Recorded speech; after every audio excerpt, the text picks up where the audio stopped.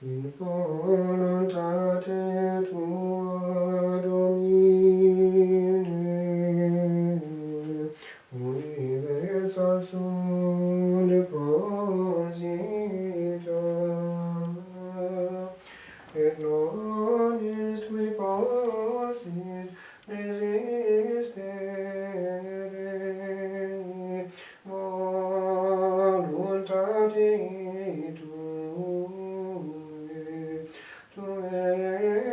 me fecesti omnia celum et terram et universa que celi ambitur continentur Dominus universorum tuus.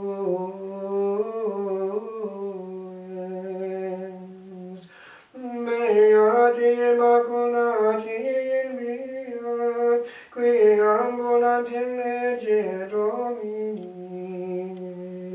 Gloria Patri et Filio et Spiritui Sancto, sic ut erat in principio et nunc et semper et in saecula saeculorum.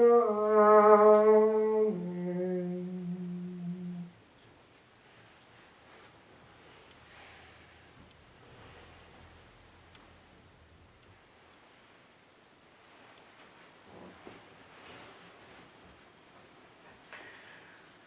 When the unclean spirit has gone out of a man, he passes through waterless places seeking rest, and finding none, he says, I will return to my house from which I came.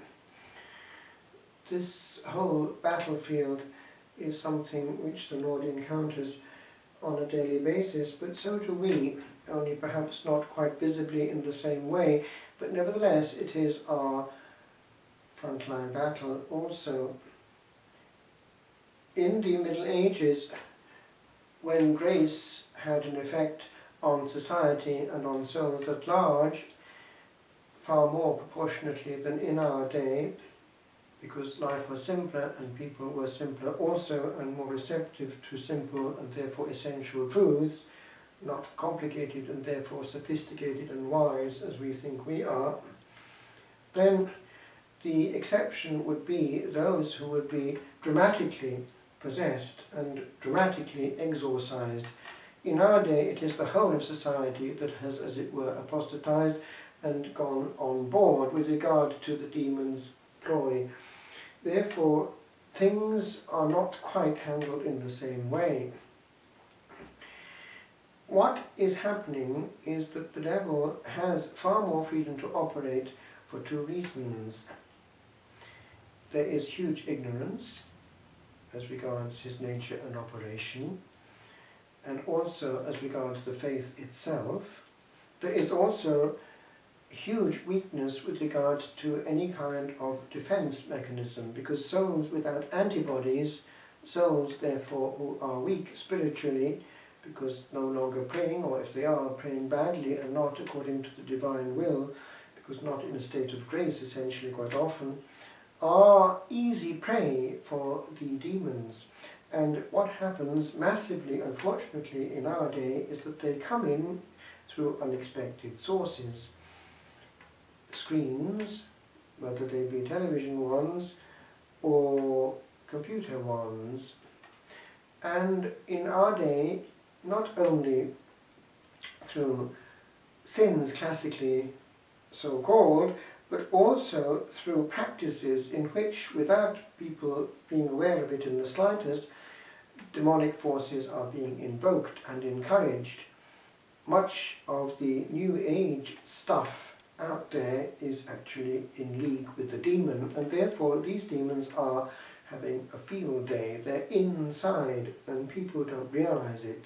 They cause also illness, and people look for all kinds of healing, often with more of the same thing. So we're up against it, my friends. in this Gospel we have reference to Beelzebul, Lord of the Flies, isn't it, in Hebrew? And we have here this way in which this Lord, Baal, is around. Now we have many testimonies from exorcism as regards what the demons have said, either satellites of Lucifer, lesser demons, or indeed human demons, because we know that they're down there as well. And we have this appearance of Beelzebul in exorcism, and in an interesting case, he is obliged to admit, when, as it were, tormented by the exorcist who has power over him, after all, for Christ the High Priest is Lord, is obliged to admit, yes, he's there, and not Lucifer himself, because Lucifer has ordered it that way. And it comes out in this tirade that there's actually a whole order of obedience, but in negative, in the stratosphere of the nether gloom. And there we are. Lucifer is the supreme commander, and therefore extremely powerful, and of course extremely intelligent. HQ, down under, knows its business and exactly how to handle ourselves, hominids who think we know more. Now, this is kind of important stuff, because it's what we're handling. We're handling beings that are more intelligent than ourselves.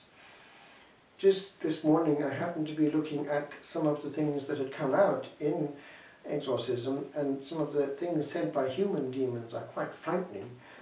One is interesting because it's not that far away from us. It's the case of Hitler, in form of a human demon, is saying in exorcism that people think that it finishes after death, and of course that's reflecting his state of soul when he was committing suicide along with Eva Braun.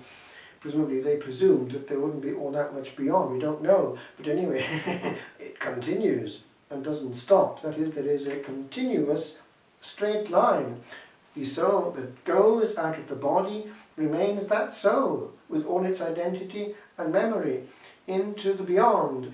And Hitler there in exorcism, in that form of a human demon, is obliged to admit it goes on, goes on, goes on, goes on, and ever will go on. Truncated souls. And of course, in his case, it's a dramatic case because he caused so much havoc, taking away crucifixes from schools, caused so many deaths and destruction.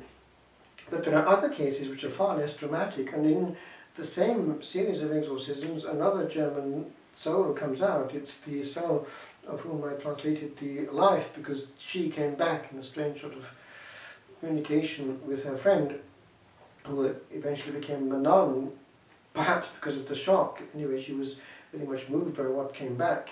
This person lost her soul because the other person had been trying to warn her all along and she wouldn't listen. But she, compared with someone like Hitler, had not done huge, terrible things. But the point is that the fundamental option was not good at the last time, and there was a final refusal of grace, and that final no was actually with regard to the Sunday Mass. No, let us be finished with all these things forever. And off she went in a road accident. And that has come back to us in the form of this letter from hell. It's terrible stuff, but actually it's very contemporary, because motor cars are lethal weapons, and people who go into a motor car without having prayed or having disobeyed the will of God knowingly are in a state of grave danger, because they might not end up on the right side of eternity if they end up in a crash. And how many accidents are happening now with people getting into a car in anything but grace? These are not talked about. People, of course, have to have a kind funeral and not to be upset by anything the celebrant might say, but things are not being handled, and it's so much to presume that all these people go into a safe place on the other side. We carry our copybook, and if our name is not found in the book of life, where are we? Enough perhaps for today, but this is important, and it is the battle in which we're engaged. The demon really hates us and knows exactly how to get us.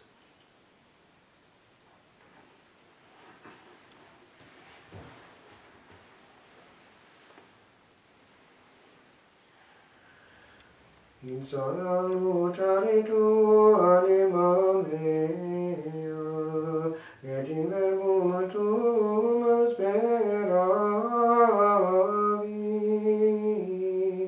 quando faciste persequentibus me judicium. Iniqui persecutis sunt me, adiuvo